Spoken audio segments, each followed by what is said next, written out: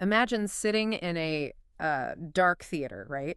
And you're watching this beautifully shot romantic movie. Yeah, like a classic romance. Exactly. But now imagine the screen you are projecting that movie onto is actually, well, it's another human being.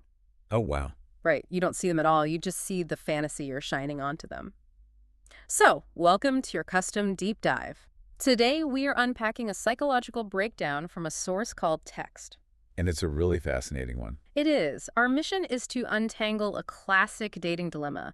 Like, are you actually in love with the real person sitting across from you, or are you just, in love with the projection? Let's unpack this. So that projector analogy is Yeah. honestly the perfect lens for this. Yeah. Because when we project our own needs and dreams onto someone, anytime they step out of character, we react. Like when they just act like themselves. Exactly. Anytime they move and distort our movie, we get irrationally angry at them just for being themselves. I mean, we're actively masking their true, flawed self with our ideal. Which brings us straight into what the source calls the if-only trap.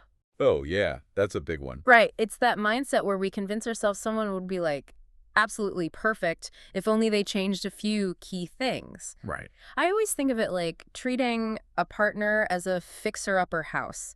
You are head over heels for the renovation potential, but you're completely ignoring a crumbling foundation. Yeah, you're dealing their potential, not their reality. And that behavior naturally spirals into future tripping. Future tripping. Yeah. Basically, we're spending way more time obsessing over the aesthetic of, say, a hypothetical wedding. Yeah. Or Instagram perfect travel plans. Oh, right. Instead of actually enjoying their company in the present moment. Wait, I have to challenge this premise just a little bit, because isn't a little bit of projection and fantasy totally necessary at the beginning? I mean, we all put our best foot forward on a first date. Well, yeah, sure. Some of that is totally normal. So at what point does normal dating chemistry cross the line into this toxic future tripping? So it crosses the line when the fantasy becomes a subconscious defense mechanism. Because true intimacy in the unpredictable present is actually kind of terrifying for the human brain. I mean, yeah, being vulnerable is scary. Exactly. So instead of dealing with the messy reality of the person in front of you, your brain self-soothes. It feeds you dopamine from this controllable, idealized future. Wow. You place them on a pedestal as a hero or a savior, which is ultimately just a way to pretend your fantasy at the expense of reality. Oof. Reading through this material, I realized how often I've personally used the aesthetic of a relationship to gloss over some pretty massive red flags. Oh, it is incredibly common. So if we strip away those dopamine hits and the shiny fantasies, what does embracing reality actually look like? Because it sounds almost, I don't know, unglamorous. Like you acknowledge their annoying habits and consciously choose them anyway. Right. It's a major shift from chasing chemistry to prioritizing comfort. It's about valuing the feeling of absolute emotional safety. Like the ability to be 100% yourself without performing. Yes, exactly that.